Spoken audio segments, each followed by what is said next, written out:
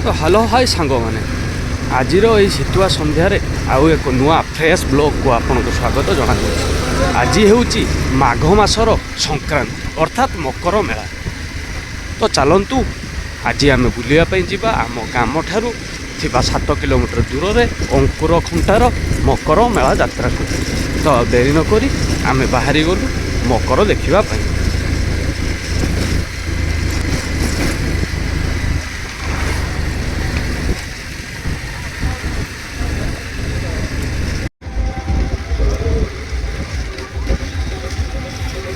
तो सांग मैंने 8 किलोमीटर बाट अतिक्रम कर सारी बर्तमान आम आसी पहुँची गलु अंकुरखुंटा मुनि पड़िया ठारे। तेज चलतु गाड़ी पार्किंग करी आम बर्तमान जावा मुनि पड़िया भर। जय जगन्नाथ। आपण मैंने देखिपे केते संख्यार लोक मैंने एठारे आसी भिड़ जमाई।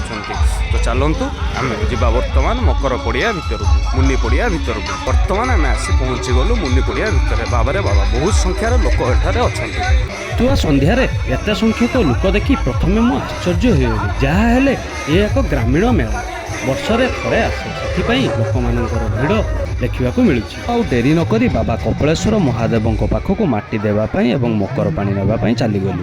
एठार जा देखला बेलू लोक मैंने धाड़ी लगे महादेव को दर्शन पर छिड़ा होती। मुझे अपेक्षा कलापर भिड़ टी कमिलू धीरे धीरे सीढ़ी पाहाच मंदिर को दर्शन करने मंदिर उपरକୁ उठी ठाकुर को मुंडिया मारी मकर पानी सेवन कले। मंदिर ऊपर भागर पड़ियार भ्यूटी बहुत सुंदर देखा जाउथिला। लोक गहली पूर्ण थिला। तापरे मो मंदिर तलू ओह्लाई बाहरी गली मुनि पड़िया भितर को। सेठारे देखिली जे अनेक गुड़िए खाद्य स्टल सहित विभिन्न प्रकार घरोई सामग्री एवं स्टेशनरी दुकान मध्य लागिथिला। लोकंकर भिड़ एते मात्रा रे थिला जे सबु दुकान पाखरे बहुत संख्यार भिड़ लागिथिला। मु ताकू आड़ाई आड़ाई आगू चलवाक लगिली। लोक माने बहुत आनंदरे चाट गुपचुप एवं चाउमिन मध्य खाउथिले।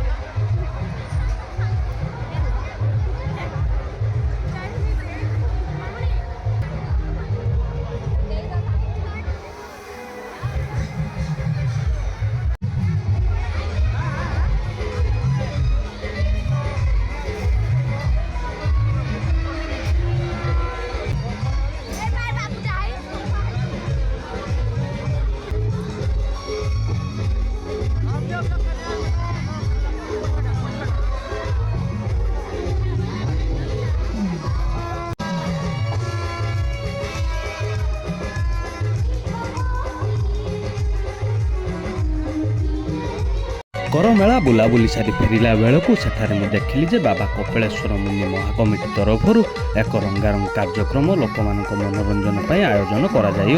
किसी समय रंगारंग कार्यक्रम देखला पर राति अनेक हो जाइथिला। मु आ देरी नकरी संगे संगे बाहरिली घर अभिमुखे।